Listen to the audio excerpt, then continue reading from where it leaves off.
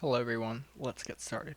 Find g prime of 3, where g of x is x plus 5 all over x minus 1. Now g prime means just the derivative of this equation right here. Now, you might see this stuff right here, but we don't worry about that right now. So the definition of a limit derivative basically is h to 0 as we're going to use a point, but this will be basically c plus h minus, and it was actually a g, sorry, g of c all over h. And this basically means that what we shall be writing is the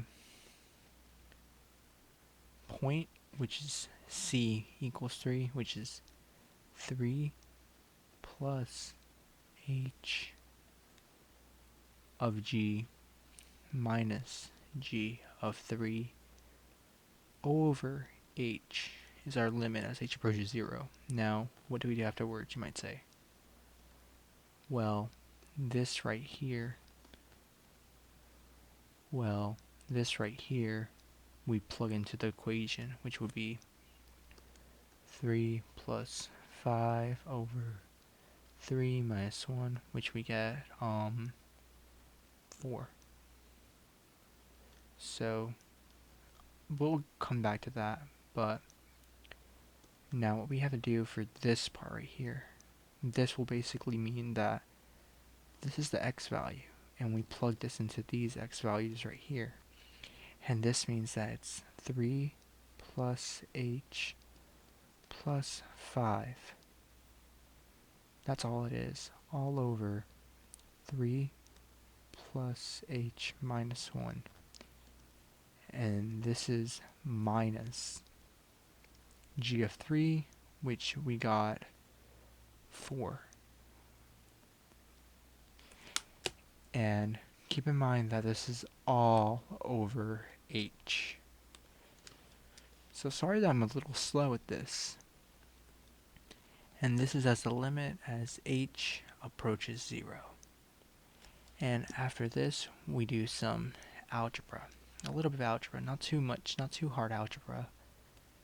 But what we get is h plus 8 over h plus 2 minus 4 all over h.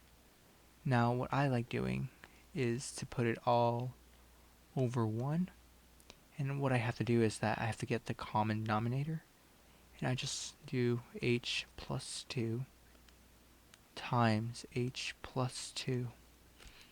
And after this, what we get h plus 8 over h plus 2 minus 4h plus 2 over h plus 2. Now, what I can do here is I can multiply it into it, and we get 8h plus 8. And this is all over h, by the way, don't forget that, and that's important. We'll come to that later. Now, if we do the algebra for the top part, all this top part right here, we get, well, 8 minus 8 cancels out, so we get, and then h minus 8h is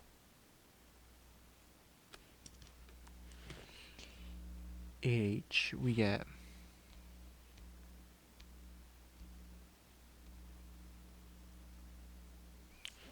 and you can see the mistake I made.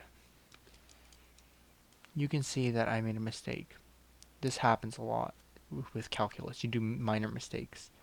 4 times h is not 8h, it's actually 4h.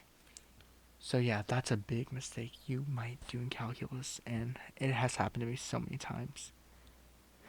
But sorry for my little tangent. So h minus 4h is negative 3h, and then it's all over h plus 2. And remember this stupid thing you might have thought that was worthless of the limit as h approaches 0? Well, this is where it comes into effect.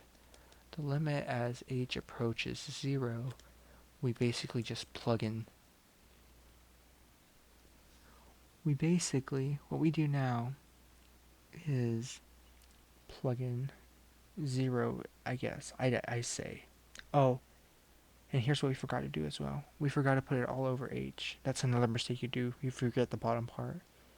And what this means is that it's 3, negative 3h, h plus 2, and I like putting this over 1. Remember KFC,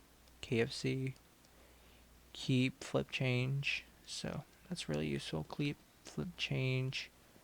So we do h over 1. Wait, oh, sorry. We do 1 over h, and what we get is negative 3h over h plus 2. And you can probably see something. Can you guess what it is? Well, the h's cancel out with each other. So what we're left with is negative 3h plus 2. And this is as the limit approaches h to 0. And basically now we can just plug 0 in to h. So what we get is negative 3 over 0 plus 2. And what we're left with is negative 3 over 2. And we have our solution.